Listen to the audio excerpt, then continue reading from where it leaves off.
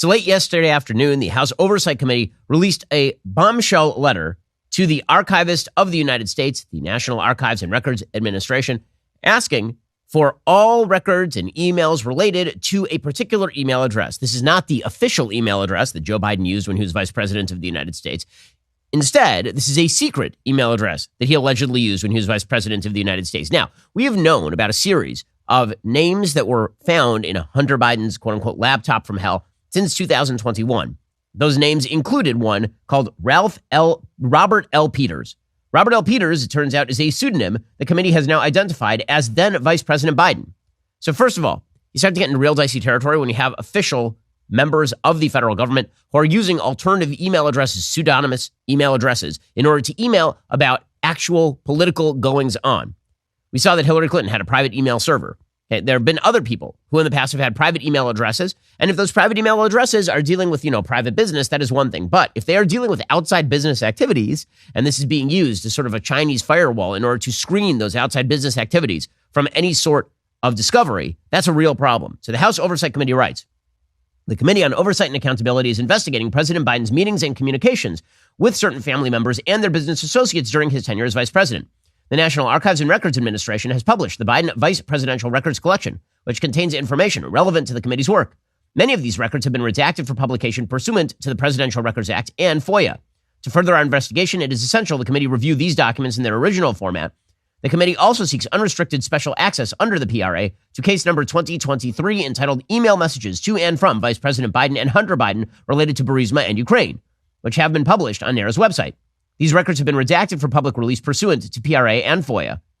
Also, they want all of the pseudonymous emails. Attached to this email made available on the NARA website is a document that indicates at 9 a.m. on July 27, 2016, Vice President Biden took a call with the president of Ukraine, Petro Poroshenko. It is concerning to the committee, however, that this document was sent to Robert L. Peters, a pseudonym the committee has identified as then Vice President Biden. Additionally, the committee questions why the then Vice President's son, Hunter Biden, and only Hunter Biden, was copied on this email to then Vice President Biden. So they're now saying that Joe Biden was using a false email address in order to email his son about a call that he had just had with the then head of Ukraine. And this is pretty dicey stuff for Joe Biden. And again, Joe Biden has long been a deeply corrupt human being. I mean, Joe Biden, his corruption goes all the way back to his first Senate race. There were serious allegations that in his first Senate race, people related to the Biden campaign worked alongside members of a local union to prevent, for example, the dissemination of a newspaper that contained an insert for his Republican opponent, that the union was basically told to create a picket line so that the newspaper didn't go out that day, thus boosting Joe Biden to his first senatorial victory in Delaware. And then from then on, there's been an unbroken series of scandals involving Joe Biden and family members and money. From family members who were absolutely uncreditworthy, receiving money from banks who absolutely should not have been lending the money because they knew that Joe Biden was the senator from Delaware, to his sons receiving jobs they certainly should not have had, to Hunter Biden running around in foreign precincts, picking up bags of cash under the Biden name. Well, Joe Biden has always hid behind this sort of plausible deniability. I was never directly involved. I was not involved in any way, shape, or form. And it's been perfectly obvious to everybody that he was deeply involved in every way, shape, and form. After all, how does a man who earned approximately $200,000 a year for literally his entire career in the Senate end up buying $15 million mansions? How does that happen? How does he end up with these giant houses? How's all that money flowing? How does Hunter Biden, one of the most derelict human beings ever to walk the earth, clear millions and millions and millions of dollars over the course of the last decade for being a complete ne'er-do-well? How does his brother James clear a bunch of money? How does brother Frank clear a bunch of money? How are all these people now exorbitantly wealthy? How does that happen? Unless Joe Biden is actively interested in them doing really well by using his name. And he knows that they're using his name in order to traffic. He knows that. But this would be the first evidence that Joe Biden was directly involved, as in like writing emails. Now, we have a lot of indirect evidence that Joe Biden was directly involved. We have a lot of indirect evidence, ranging from actual testimony from people like Devin Archer that Hunter Biden was having Joe stop by business meetings, or that Hunter would actually call up Joe on the phone and they would talk about the weather, and then they would get off the phone in front of other people. We have testimony from Tony Bobulinski that Joe would stop by various business functions. We have pictures of Joe with various business dignitaries that Hunter was cultivating. Now, we have all of those things, but this would be actual communications to Hunter Biden about the business, which would be the first that we have actively seen at this point in writing. So it'll be fascinating to see what actually arrives here, and also how the White House just brushes this off. Because what the White House will say is that we have no idea what this is. What are they even talking about? We have no obligation to turn over those emails. How do you know they're even about Petro Poroshenko? How do you know what those are about? Those are private emails. And so now we are back into the Hillary Clinton hidden email address. What is it? What are they talking about arena? And that's some pretty dicey stuff, obviously, for Joe Biden. And Joe Biden's campaign is a very weak campaign. This is why he continues to run away from reporters. This is the constant pattern over and over and over again. Yesterday, for example, he was asked about his Hawaii trip. And that's a pretty easy question. Like, when are you going to Hawaii? He runs away from the question. Here he was. Can you tell us about your Hawaii trip, sir? No, not now. I'm going to be leaving. I'll be there on Monday. Why is it important that you go? Thank you. Sir, on the family issue. Thank you, Mr. President. Okay, bye. Catch you later. And then, people were asking him questions, and he continued to ignore the reporters. Again, this is the pattern with Joe Biden. Joe Biden's pattern is, I will not answer any questions on any topic of real interest to the American people because I don't need to, because at least I'm not a Republican. At least I'm not a Republican only works if Republicans continue to run candidates who are bad. If candidates run who actually are not bad, at least I'm not a Republican doesn't have quite the same sort of bite. And at least I'm not a Republican for a geriatric, corrupt, senile old man is really a bad campaign. Here is Joe Biden yesterday running away from the press, or at least hobbling away from the press.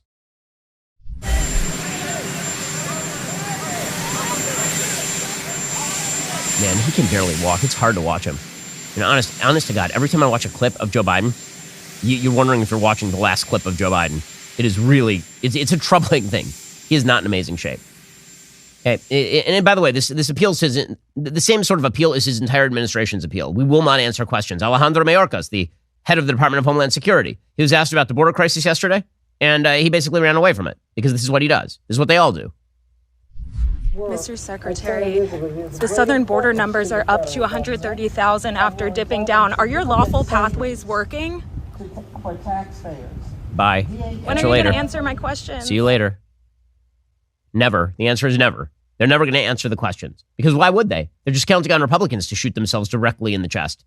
We'll get to more on this in a moment. First, you know a company is looking out for you when they actually upgrade your service and don't charge you for it. This is great news for new and current Pure Talk customers. Pure Talk just added data to every plan and includes a mobile hotspot with no price increase whatsoever. If you've considered Pure Talk before, but you haven't made the switch, take a look again. For just $20 a month, you'll get unlimited talk, text, and now 50% more 5G data plus their new mobile hotspot.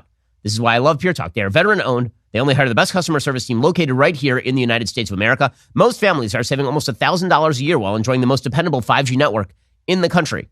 I've been using Pure Talk myself for all of my business phone calls, and I consider my business phone calls very important, so I wouldn't trust them unless I actually believed in their coverage. Well, it's good enough for me. It should certainly be good enough for you. Remember, you vote with how you spend your money. Stop supporting woke wireless companies that hate your guts. When you go to puretalk.com/Shapiro, you'll save an additional 50% off your first month because they actually value you. That's puretalk.com/Shapiro. Pure Talk is wireless for Americans by Americans. Go check them out right now. puretalk.com/Shapiro. Save an additional 50% off your very first month of coverage to get started. puretalk.com/Shapiro. Okay, so meanwhile, Kamala Harris, Joe Biden's backup, continues to be terrible. Chris Matthews was back on MSNBC last night critiquing Kamala Harris. And again, the Democrats have a real problem. They need to run the dead body because otherwise they're running Kamala Harris, and that's not acceptable to anyone. For some reason, Kamala thinks she comes off as a prosecutor. Like she's talking about people that disagree with her on abortion rights. Well, they're not wrong. I mean, they may be wrong in your thinking. You may disagree with them, but they're not evil, you know. And that's not. And portraying it, always being on the attack, doesn't make you popular. It's true. He's right. Chris Matthews, rolling in here, Harold Rumpel, haven't pressed my suit in at least 3 years. Talking about Kamala Harris. Unbelievable. She's a prosecutor. I don't know what she's prosecuting. You're prosecuting weed smokers again? Okay. Anyway, he's right. Okay. Kamala Harris is a very bad candidate. So Democrats are stuck, which brings us to the state of the Republican Party. I have a question. What is your plan to win? What is your plan to win? You have a corrupt elderly man who is not capable of fulfilling his office. And when he is capable, it's even worse. I'd rather have him being senile watching Matlock in the basement than having him do the sort of damage he does to the country when he occasionally is awoken by a Thorazine shot or something. So Republicans have an opportunity to get rid of this guy. So you know what they should do? Maybe they should run a candidate who could win. I don't know. It sounds like a crazy idea. I know. It sounds nuts. Maybe they should focus less on personality and emotional response to particular candidates. And maybe they should focus on, who could be the president of the United States and make Joe Biden not be the president of the United States. So there's a very interesting piece of data that is coming down from Nate Cohn. Nate Cohn does some really good data analysis at the New York Times. Even though he's at the New York Times, Nate Cohn's data analysis is good. And he breaks down the Republican Party into essentially 6 pieces. First is the so-called moderate establishment. Highly educated, affluent, socially moderate, or even liberal, outright, never Trump very often. That'd be like 14%. So the moderate establishment would be people who support, say, Chris Christie, for example. Maybe like Nikki Haley at the edge, right? They're like the kind of left wing of the Republican Party, the Asa Hutchinson wing. Then there's the traditional conservatives, 26%. Old-fashioned economic and social conservatives who oppose abortion and prefer corporate tax cuts to new tariffs. They don't love Mr. Trump, but they do support him, right? So those would be never, kind of maybe Trumpers. Then you've got the right wing. That's 26%. They watch Fox News and Newsmax. They're very conservative. They're disproportionately evangelical. They believe America's on the brink of catastrophe, and they love Trump more than any other group. That's 26%. The blue-collar populists, that's 12%. They're mostly northern, socially moderate, economic populists who hold deeply conservative views on race and immigration. Not only do they back Mr. Trump, he himself probably counted as one a decade ago. That's 12%. The blue-collar populists. So that'd be like J.D. Vance's crowd. The libertarian conservatives, these are 14%. These disproportionately Western and Midwestern conservatives value small government. They're relatively socially moderate and isolationist, and they're on the lower end of Trump support compared with other groups. And then there's the newcomers, 8%. They don't look like Republicans. They're young, diverse, and moderate, but these disaffected voters like Democrats and the woke left even less. Okay, so if you're going to break this down, what you would figure is that Trump has about 38% of the Republican vote absolutely locked up, right? So that means almost 40% of the Republican Party is basically locked up. What he says is that the alliance between blue-collar populists and the right wing has left Mr. Trump's potential opposition in disarray. Before Trump, the party's mainstream prevailed against right-wing candidates by uniting traditional conservatives and the moderate factions, both establishment and blue-collar. That blueprint for victory appears to be closed, at least for now. Without a natural factional base, Ron DeSantis has struggled to maintain a steady foothold in the race. In fact, Trump leads DeSantis among every group of Republican voters identified in the analysis. The rest of the party beyond Trump's base may not always back Trump's policies, but it's not necessarily anti-Trump. The closest thing to an anti-Trump group in the party, the moderate establishment, has become alienated from the rest of the party. So, again, that breakdown breaks very much in favor of President Trump. So what exactly does that mean for anyone who wishes to challenge President Trump? Well, it seems to me that if you are a candidate who wishes to challenge President Trump, there's really only 2 bases to do so. One is that President Trump, as president, didn't do enough. That President Trump, as president, his record, the first 3 years was great, but in the last year, he sort of fell apart. And also, because of that, he didn't win the last election. That's point number 1. And there's a lot of truth to that. The last year of Donald Trump's presidency was not good. His handling of COVID was not good. His handling of the race riots of 2020 was not good. All of that can be true. And then there's the second point, and this is the really more telling one, which is Donald Trump does not have an excellent shot at beating Joe Biden. The polling that we are seeing right now that is showing him competitive with Joe Biden very often is incredibly biased polling. There's a poll that came out yesterday, for example, that showed that he and Joe Biden were effectively tied in the race. Okay, there's only one problem with that poll. It shows Joe Biden winning minority voters by plus 12.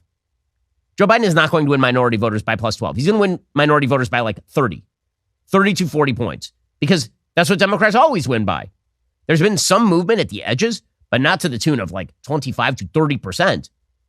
This notion that Trump is going to only lose by 12 points among minority voters, broad, like Black, Hispanic, and Asian voters, is totally wild. But those polls are floating Trump right now because, again, if the electability argument is the chief argument, then the polls that show that Trump is still electable against Joe Biden are really, really helping him, obviously. And that's about Joe Biden's weakness. But people need to ask themselves at this point, what is Trump going to run his campaign on going forward? This isn't about DeSantis. This is now about Trump. You want to make the campaign about Trump? Then the campaign's about Trump. Can Trump win? Should be the argument that Republicans are having. And you can see already that the argument is shifting from can Trump win inside the Republican Party to what is the campaign even designed to do? And that's a serious problem. I'll get to that in just one moment. First, when you look in the mirror, do you see those dark spots? Well, they're not going to go away on their own. You need help from Genucel's Dark Spot Corrector here just in time for the summer. The Dark Spot Corrector has not one, but 3 cutting-edge ingredients and goes to work fast on sunspots, dark spots, liver spots, even old discoloration, both on your face and on your hands. You'll be amazed at how quickly you see results. You can now enjoy summer sun, beach, and barbecues without those embarrassing spots. With Genucel, you'll see the results or your money back, no questions asked. 3 of Genucel's most popular products are included in Genucel's most popular package for August, so you get your Genucel bags and puffiness serum also included for 70% off retail. Go to Genucel.com/Shapiro right now. Get your dark spot corrector with the new Genucel most popular package. Say goodbye to those pesky spots tomorrow. They're offering free shipping, free returns, the best luxury skincare you've ever used, all at 70% off. All orders will also include a mystery luxury gift while supplies last. That's Genucel.com/Shapiro. Again, Genucel.com/Shapiro. My wife has used Genucel. She loves it. My mom has used Genucel. She loves it. You will love it as well. And again, it's risk-free. Go to Genucel.com/Shapiro. They're offering free shipping, free returns, best luxury skincare you've ever used at 70% off. Genucel.com/Shapiro. Okay, so let's talk about the nature of the race. So Donald Trump is already attempting to consolidate the field. Yesterday, he did a video where he said people should just drop out of the race and hand it to him. Great polls just out. Leading by 40, 50, and even 60 points. Who expected that? I did. Iowa, New Hampshire, South Carolina, all very strong, but also leading Biden very big.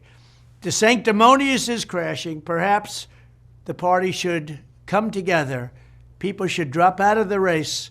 We unify, and we beat Biden and the Democrats. They should be easy to beat because our country has never been in worse condition than it is right now. Thank you. Okay, notice at the very, very end, he drops in the Biden stuff. But really what this race is about is sort of his personal revenge on the rest of the Republican Party, by the way. Okay, Donald Trump, as always, feels slighted by a wide variety of people. And that's pretty much everybody he hired, by the way. Okay, so Donald Trump, over the last 48 hours, canceled the Kraken again. So you remember that he promised that on Monday he was going to have a press conference where he spelled out all of the ways that he was cheated of the election in Georgia. Well, now he's canceled it. He put out a truth saying, quote, rather than releasing the report on the rigged and stolen Georgia 2020 presidential election on Monday, my lawyers would prefer putting this, I believe, irrefutable and overwhelming evidence of election fraud and irregularities in formal legal filings as we fight to dismiss this disgraceful indictment by a publicity and campaign finance-seeking DA who sadly presides over a record-breaking murder and violent crime area in Atlanta. Therefore, the news conference is no longer necessary. So what actually happened is his lawyer said to him, Donald, we don't trust that you're not going to go in front of the press and then say a bunch of stuff that's going to get you in further trouble for example, suborning justice or obstructing or tampering with witnesses or whatever. And so we need you to cancel it. And so Trump actually listened to his lawyers for once in his life, which is a good thing, by the way, and he canceled the press conference. Okay, but is this campaign really going to be about Joe Biden or is it going to be about all this sort of stuff? So Bill Barr, yesterday, his former attorney general, remember, this was Donald Trump's attorney general, okay? He picked him. So Bill Barr was on Fox News, and Bill Barr suggested that Donald Trump could theoretically be in jail by the time the primaries even close in May of next year. And Donald Trump then put out a truth saying, just found this clip of Bill Barr prior to him succumbing to impeachment and other threats of the radical left lunatics. His bravado changed rapidly because he didn't want to be impeached. Republicans have to be much tougher and smarter, or you won't have a party or a country left. Barr didn't have the courage or stamina to fight, but he knew what was happening. I canned him and felt really good about it. Now he goes all over the place, especially Fox, pretending he's a tough guy. What is this campaign going to be, folks? What is this campaign going to be? Well, I have an idea of what this campaign is going to be, and that idea comes courtesy of Matt Schlapp. So Matt Schlapp is the chair of CPAC, and he put out a tweet yesterday. Jesse Kelly, another radio host, he tweeted out, somebody explain it to me like I'm 10 years old. How does anyone dropping out help Trump stay out of prison? Please be specific. If everyone drops out, what do we do when the communists in Michigan and Pennsylvania keep him off the general election ballot? And Schlapp says, quote, the sooner we unify behind a nominee, the sooner we can use resources to fund the defenses of everyone indicted for being a Trump Republican. This has become about a bigger principle than just one man. Now, you may think that the election of 2024 is about, getting rid of Joe Biden. But according to Matt, and I assume according to much of Team Trump, what it's really about is you funding Donald Trump's legal bills. Now, listen, I have a lot of sympathy for the fact that Trump is being victimized by the legal establishment. I've made that incredibly clear over the course of the last several months. I think the case in Manhattan is BS, like overt BS. I think that the January 6th case being brought by Jack Smith in D.C. is a mischarge. I think the case being brought by Fani Willis, this RICO case, is an overcharge and is a misuse of RICO likely because she doesn't actually have a criminal enterprise. And I think that the classified documents case might be a good legal case, but also is obviated by the fact that they didn't prosecute Hillary Clinton for pretty much the exact same thing. With all of that said, why should 2024 be about litigation as opposed to, elections? I don't understand. My interest as an American citizen is primarily in Joe Biden not being president of the United States, running the DOJ via Merrick Garland. That is predominantly my interest. I certainly have an interest in Donald Trump fighting his legal battles. That's fine. Is that my primary interest as an American citizen who pays taxes? Is that like the thing I care about the most? If I have to prioritize, is it Donald Trump's legal cases or is it beating Joe Biden? If it's Donald Trump's legal cases, that's fine. The dude's got a legal fund. He's not asked anybody to donate to his legal fund. Instead, he's sort of laundering the money from his campaign into his legal fund. So you give money to his campaign and then he uses it for his legal costs. Is that why you're donating? Is because you care that much about his legal fund? Fine. He should open a legal fund and you can give to it. Or do you care about beating Joe Biden? Donald Trump could theoretically win all of his legal cases and still not beat Joe Biden.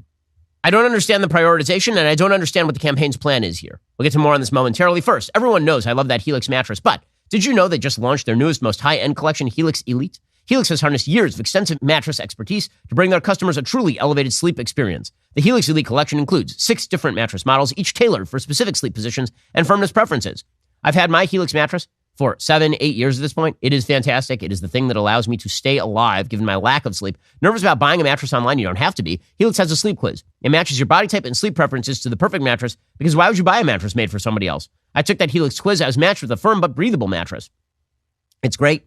Again, it is the thing that basically allows me to have any level of energy whatsoever, given the fact that my energy is being taken up by 4 young children plus dog. Go to helixsleep.com/Ben, take their 2-minute sleep quiz, find the perfect mattress for your body and sleep type. Your mattress will come right to your doorstep for free. Plus, Helix has a 10-year warranty. You can try it out for 100 nights risk-free. They'll even pick it up for you if you don't love it, but you will. For a limited time, Helix is offering up to 20% off all mattress orders, plus 2 free pillows for our listeners. It's their best offer yet. Hurry on over to helixsleep.com/Ben with Helix. Better sleep starts right this moment. All right, so when I look at the polling data, what I see is that the American people, not the Republican base, the American people are not particularly interested in Donald Trump's legal troubles as the point of referendum.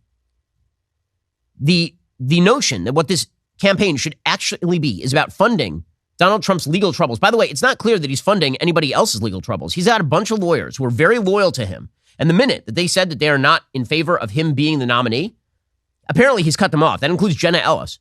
Right? Jenna Ellis is out there basically asking for donations to her legal fund. And I urge people to give to Jenna Ellis's legal fund, by the way. But Jenna Ellis is now unpersoned because she's not sufficiently sycophantic to Trump personally. Is this a way to run a campaign? Again, I'm just asking you. You can be a Trump supporter. You can love the guy. You can think he's a great president in every aspect. That's all fine. That's all dandy. You can say that if he's the nominee, you'll vote for him. If he's the nominee, I'll vote for him. But that is not the question. The question is, if he is the nominee, what is this campaign likely to be about? Are you there to fund Donald Trump's legal troubles, or are you there to beat Joe Biden? These are not synonymous. Donald Trump is trying to combine the two into one, but I'm just wondering what the evidence is that this is going to work. I don't understand. I don't understand why people think that Donald Trump's legal troubles are somehow a boon to him in a general election. I'm asking for one piece of evidence. I'm also asking for a piece of strategy. Donald Trump is going to be stacked up the wazoo with legal cases. He's got one coming in January. He's got one coming maybe in February. He's got one coming in March. And then he's got another one coming in May. That is 4 legal cases in the first 5 months of the year. What do you think he's going to be talking about? You think he's going to be talking about Joe Biden's inflation? That is absolutely uninteresting to Donald Trump. On a personal level, he is deeply uninterested in Joe Biden, politically speaking. He doesn't care about him.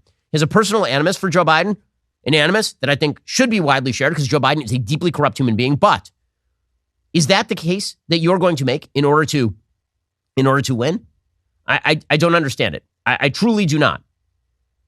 Okay, so this might be a topic at a debate, but Donald Trump isn't going to show up for a debate. So Donald Trump, yesterday, he put out a statement, a couple of them, one blasting Fox News, suggesting that Fox News was being unkind to him because he was apparently not going to show up for the debate. Anyway, he says, why doesn't Fox and Friends show all of the polls where I'm beating Biden by a lot? Well, because the polls where you're beating Joe Biden by a lot don't exist. That's why. I'm sorry to break it to everybody. Those polls do not exist. I'm going to read you the last several polls in the Real Clear Politics polling average. Okay, this is all the polls since July 23rd. You ready? Tie, 43-43. Biden +1, Biden +1, Biden +1, Biden +1, Biden +3. The polls where Donald Trump is leading by a lot do not exist unless you're looking at cat turd polls on Twitter. I'm sorry, they don't. That doesn't mean that Trump couldn't be theoretically competitive with Joe Biden, although I have serious doubts given the fact that Donald Trump does not surpass in any poll, literally any poll, he does not surpass 46%.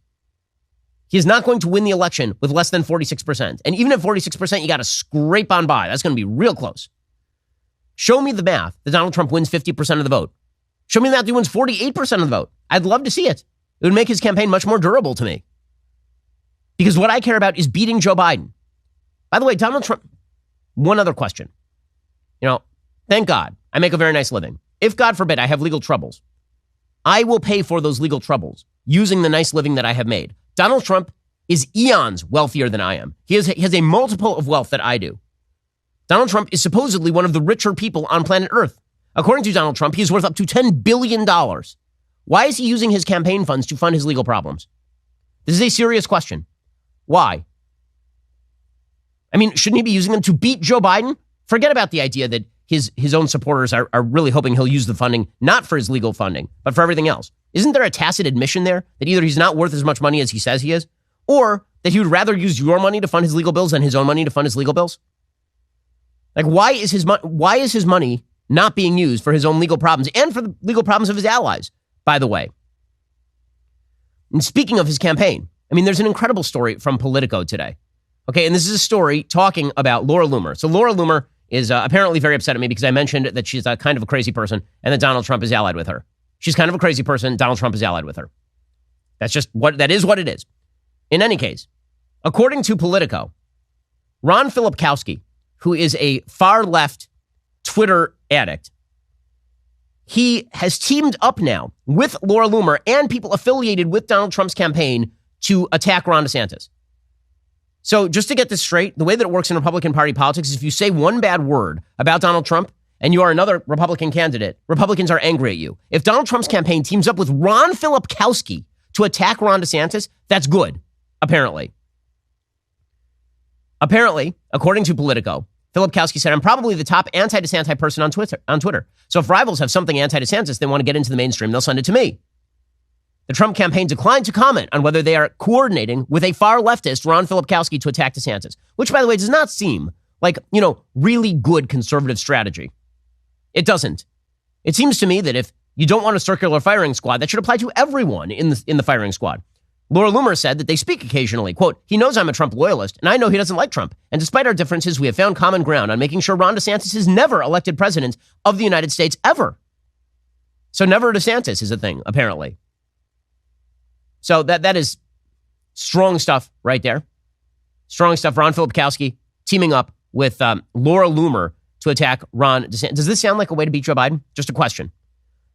By the way, DeSantis has now been targeted by more negative expenditures than both Biden and Trump combined. A quarter of all independent expenditures in the 2024 election cycle, according to the Washington Examiner, $20 million, have targeted DeSantis. Trump was hit with just $8 million of negative independent expenditures directed toward him. Biden was attacked with $9 million of independent expenditures. So pretty much everybody is attacking DeSantis at this point, and nobody is attacking Trump. Weird. You know who else nobody is attacking is, of course, Vivek Ramaswamy. Listen, I'm friends with Vivek. I think Vivek's a really smart guy. Also, Vivek spends every waking moment not attacking the frontrunner of his own party, not mentioning anything about his political differences with the frontrunner of his own party. Vivek is a clever guy. I will also note that the polling data with regard to Vivek is a little bit bifurcated. The online polls show him at 8, 9, 10%. And then the actual phone polls, the ones that are a little bit more reliable than online polls, have him like 2. That's a pretty wide gap. And the press are, of course, jumping on the idea that Vivek is surging and DeSantis is falling. Here's the reality of the race. The race is absolutely stagnant. It's been stagnant for 3 to 4 months. Again, if I look at those Real Clear Politics polling averages, and I'm looking at them right this very instant, what you see is that DeSantis has declined about somewhere between 3 and 4% over the course of the last, 8 months. If you look at the polling in October of 2022, it showed Trump at 53 and DeSantis at 19. Today, in the Real Clear polling average, it shows Trump at 55 and DeSantis at 15. That is not exactly a polling collapse. Vivek has been surging to 11%. And DeSantis, even in that Fox News poll, that's the only, by the way, the Fox News poll is the only recent poll that shows an actual Vivek surge that's not an online-only poll. That poll, there's a morning consult poll that shows him at 9. Both of those polls also show DeSantis at 16%, which means that he's basically where he's been for the last several months. This race has not changed very much. There's a little bit of movement at the bottom of the race, not a lot of movement in the rest of the race. Well, what does that mean? It means going into the debate, I would assume that all the attacks are going to be on DeSantis. Right? That's basically the way this is going to go. Well, Jeff Rowe, who runs one of the DeSantis super PACs, he then, so one of the things that the super PACs sometimes do to avoid legal complications with coordinating with campaigns, because they're not allowed to do so, sometimes in like dark corners of the internet, they'll post things hoping that the campaign sees it and then implements. So apparently a memo has now gone out from Jeff Rowe, debate advice for DeSantis for next week. Trump has already said he's not debating. In fact, he's going to counter-program the debate. According to CNN, Trump is going to do some sort of event with Tucker Carlson, it sounds like. He is floating that he's skipping it. But, I got to say, the RNC is absolutely gutless. I mean, they are super gutless. Because what is the RNC doing here? The RNC is coordinating with Trump's surrogates to represent him in the spin room. So apparently that means that they will allow Kerry Lake, Byron Donalds, and Matt Gaetz, as well as other Republicans in Congress who are Trump supporters openly, to attend the debate next week and then basically critique the debate in the spin room.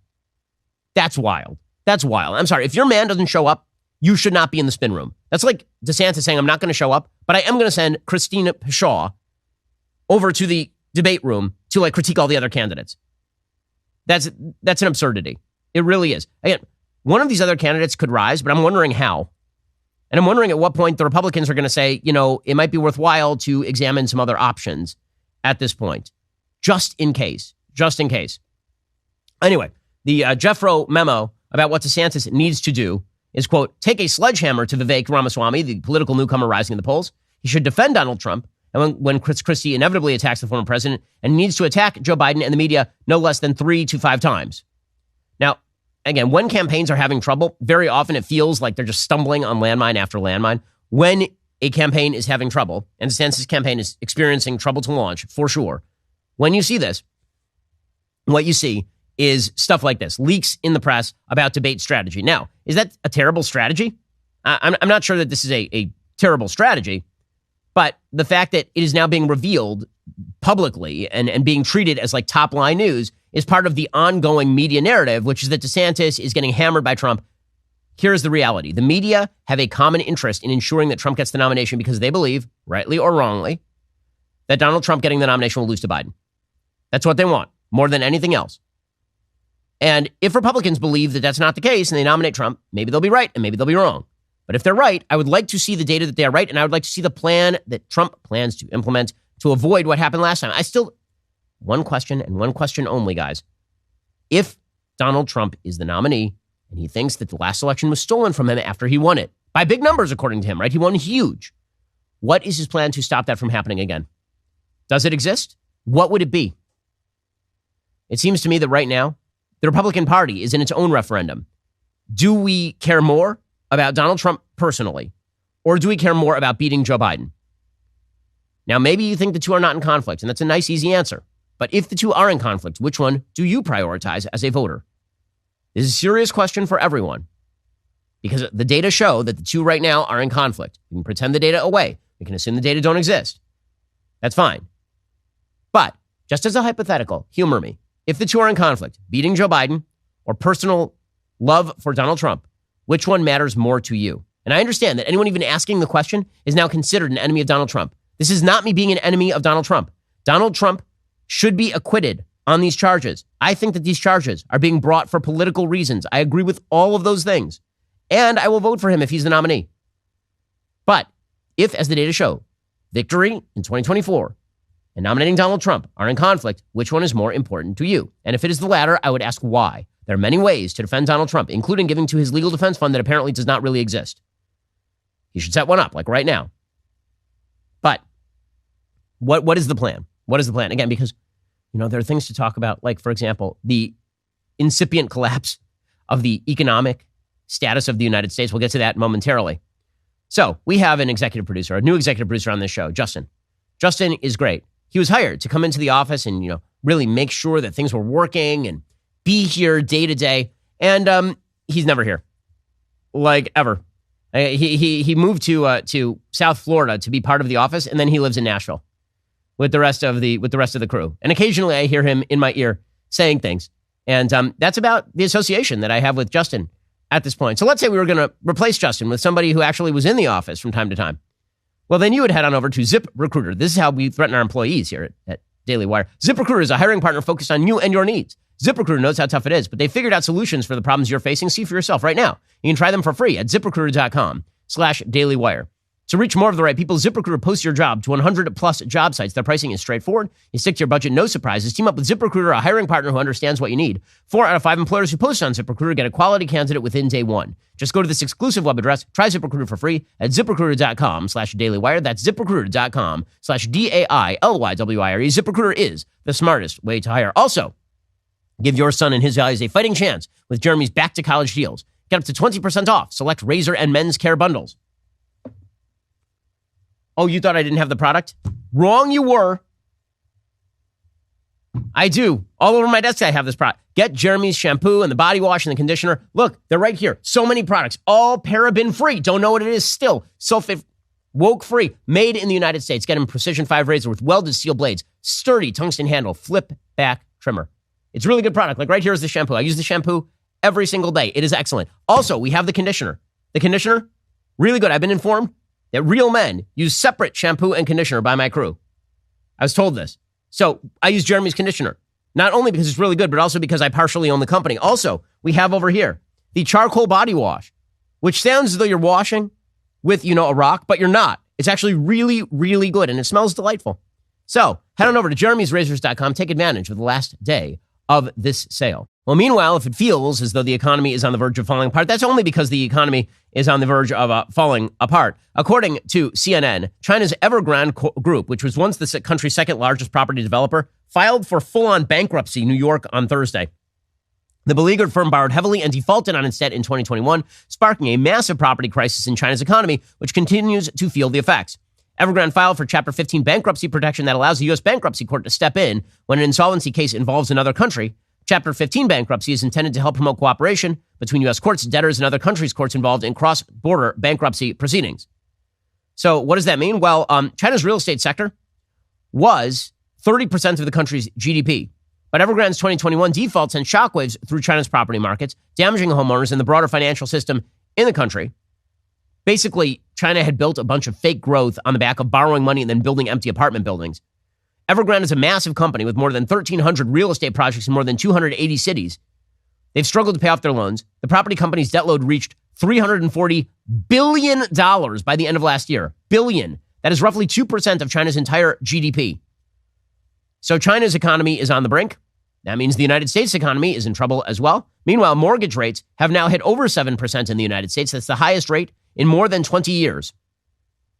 According to the Wall Street Journal, the increase extends a lengthy stretch of high borrowing costs that has slowed the housing market to a crawl. This marked the first time since last fall the rate on 30-year fixed-rate mortgages rose above 7%. A year ago, rates were around 5%.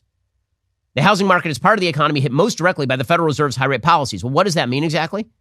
It means that the prices on real estate are about to drop rather precipitously because it turns out there is no one to buy the real estate. So a bunch of people are just not going to sell their houses, which is fine if you can afford to stay in your house because you got a 2% mortgage or 3% mortgage. Good for you. There are going to be some people who are not able to afford their bills. And they bought the houses kind of on spec, thinking they'd be able to flip them. And now when they cannot flip them, those houses will be defaulted. Stocks fell on Thursday, extending August declines with investors worried anew about continuing Fed rate hikes. Fed officials still see inflation risks and the potential need for higher interest rates, according to meeting minutes released this year. When the Fed started lifting interest rates at a rapid clip last year, the rising cost of borrowing to buy a home was expected to be temporary. A year and a half on, rates are climbing back toward their highs, despite briefly dipping toward 6% in late 2022 and early 2023. Now, buyers, sellers, and investors are adjusting to the idea higher rates are here to stay, or at least here to stay longer than they were expecting. So a lot of would-be sellers feel stuck in place. Some buyers are giving up. They're instead renting, which is driving up rents. And all of this is artificially created by bad government policy and bad Federal Reserve policy, and it's going to have some pretty significant downstream effects. Meanwhile, a lot of very important things to people's lives, like, for example, childcare, those expenses are just ripping through families. The national average price of daycare and preschool services rose 6% in July from 1 year before. This is nearly double the overall inflation rate of 3.2%. Everybody's got to keep working those long hours in order to earn those inflated dollars in order to pay off those inflated bills. Parents could see their child care bills climb higher this fall as providers boost tuition to cover rising costs and federal pandemic aid ceases. And a lot of people don't have options. They have to take the hit. Rising wages and other expenses are driving up child care tuition, so people are feeling it right in the pocketbook. People are selling off assets in order to make the bills. According to the Wall Street Journal, Americans built bookcases and shrines to the baseball cards, vinyl records, and sneakers they collected, sometimes through painstaking efforts. Now they're selling them off. Collectors are saying they don't have a choice. Well, yeah, I mean, a bunch of people are losing business, and now they're going to have to sell what they got. All of this is going, again, what goes up must come down. And now the Federal Reserve is stuck because if they continue to raise those interest rates in an attempt to quash inflation, the economy could flip over. This boat is taking on water. The economy could easily flip over. And if they don't raise those rates, inflation could continue to chip away at Americans' lifestyles. So what exactly are they going to do? They're trapped. They're already talking about lowering the interest rates again, which would presumably jack up the inflation rates again. According to the Wall Street Journal, most Federal Reserve officials backed an increase in interest rates last month, but some saw rising risks they might raise rates too high, underscoring growing caution about further increases. Officials still saw significant risks inflation might not fall as much as they expect, which could require them to raise rates again this year, according to the minutes.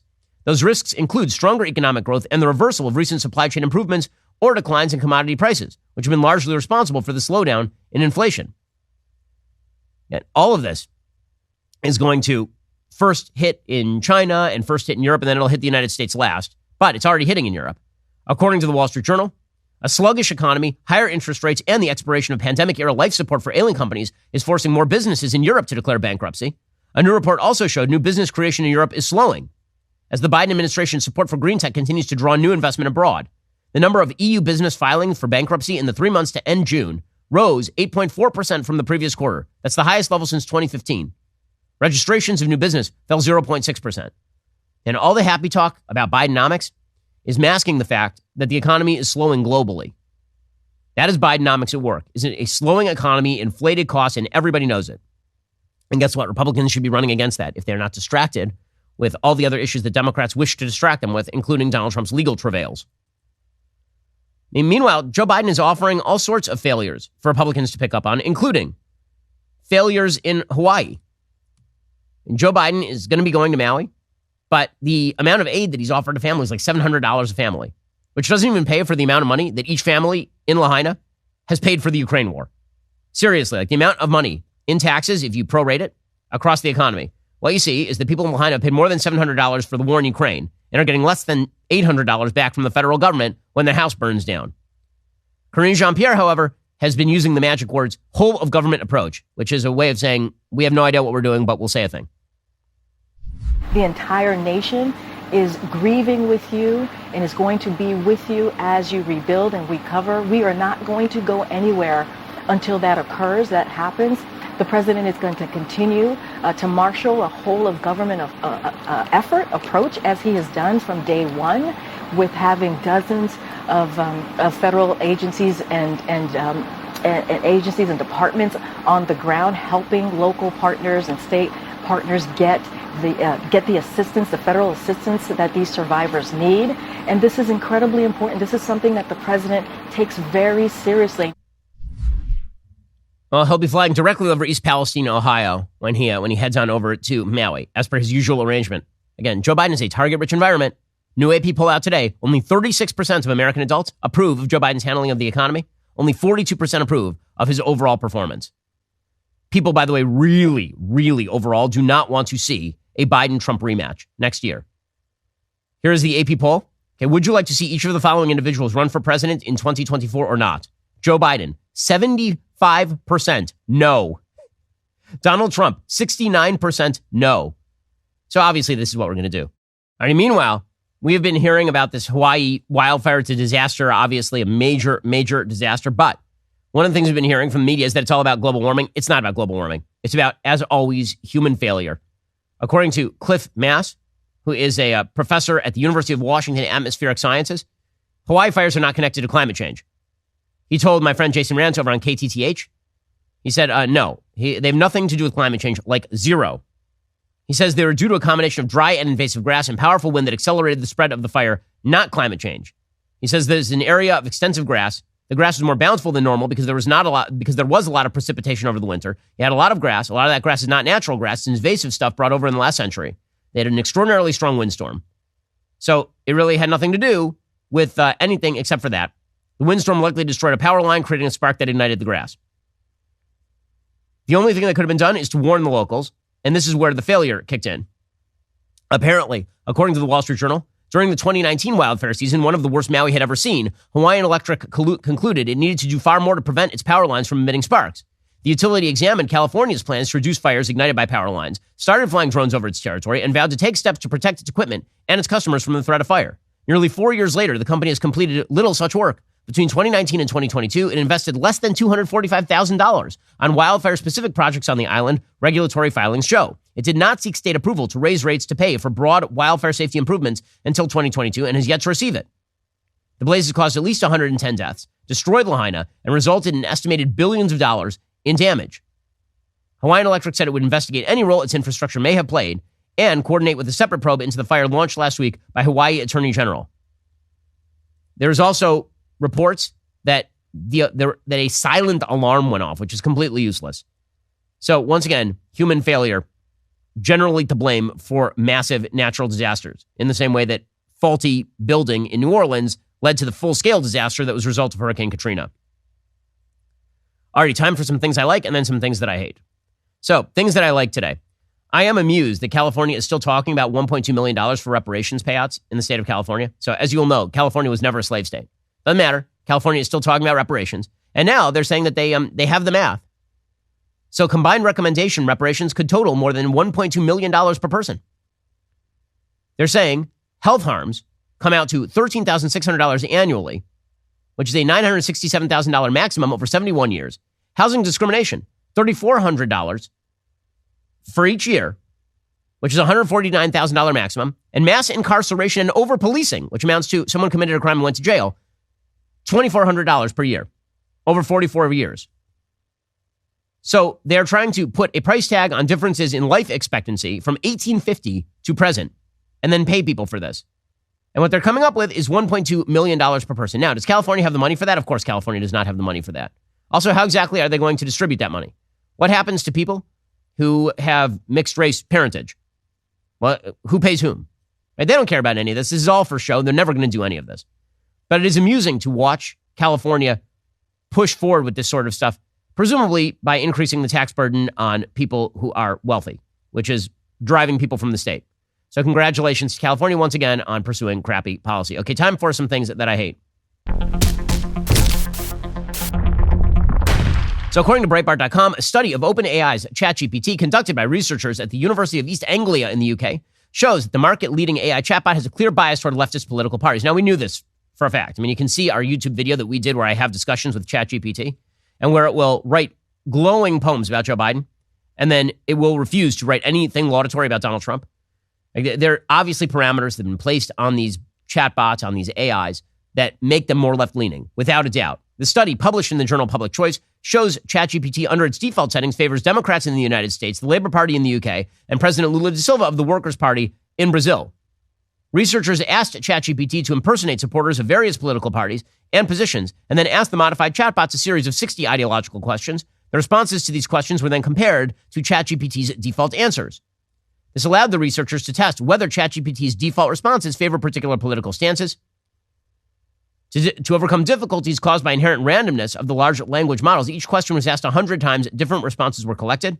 What they found is that, of course, there was serious political bias to AI. That, of course, is not a shocker at all. As we've said, you can go to ChatGPT right now and you can try it out. My producers, because, this is what they do in their off time, they actually ran through ChatGPT a query for a musical about me. That was actually the query. It's just a musical about Ben Shapiro. What exactly was the ChatGPT response? It was an entire musical about how I realized that I've been wrong about my politics forever. That's according to the AI. The title is The Righteous Mind, a Ben Shapiro musical. The show opens with Ben Shapiro and his conservative political commentator persona addressing a crowd of supporters. He sings about the importance of individualism, the dangers of collectivism, and the need for personal responsibility. As the scene transitions, we see Ben in his personal life, struggling to balance his professional success with his family life. He sings a heartfelt ballad about the difficulties of balancing his public persona with his private self. Okay, so, first of all, off the rails immediately. Immediately. Let me just tell you, there is no difficulty balancing my family life with my professional life. I mean, like we were just in Georgia for a small family vacation. And as my producers will tell you, and everyone else at the airport, I'm literally carrying around my kids all the time. Literally physically carrying around my kids all the time. So yeah, good job, AI. Act 2. The second act opens with a dramatic showdown between Ben and a liberal counterpart debating the role of government in society. The two characters engage in a fiery duet, each defending their respective positions. As the show nears its conclusion, Ben begins to question his own beliefs and principles. Thank you, AI. He sings a soul-searching solo about the importance of empathy and understanding, and how these qualities can be reconciled with his conservative values. First of all, it is the left that has no empathy and no understanding. It is the left that truly believes that instead of actually, taking care of people on a personal level, you should just give them money. And other people's money at that. It's the least empathetic position.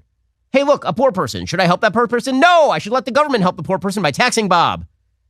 Not true empathy. Hey, look, grandma's suffering. Should I take her in my home and take care of her and help pay her bills? No! I will make the government tax that guy over there, and they will take grandma and stuff her in an old age home, and we'll pay Social Security for it. So much empathy on the left. So empathetic. The finale brings the entire cast together for a rousing ensemble number celebrating the power of diversity and the importance of respectful discourse in a divided society. Overall, says the AI, The Righteous Mind is a thought-provoking and entertaining exploration of politics, family, and personal identity featuring the dynamic talent of Ben Shapiro. So first of all, no one wants to see me in a musical. If you want to see me sing, you have to pay to be an all-access member and watch me sing for my supper. It is painful for all involved. But as always, again, I know the people who are writing the AI programs, folks, and they're almost universally to the left. So it's not a shock that the AI reflects human foibles. All right, guys, the rest of the show continues right now. You're not going to want to miss it. We'll be jumping into the mailbag. If you're not a member, become a member. Use code Shapiro at checkout for 2 months free on all annual plans. Click that link in the description and join us.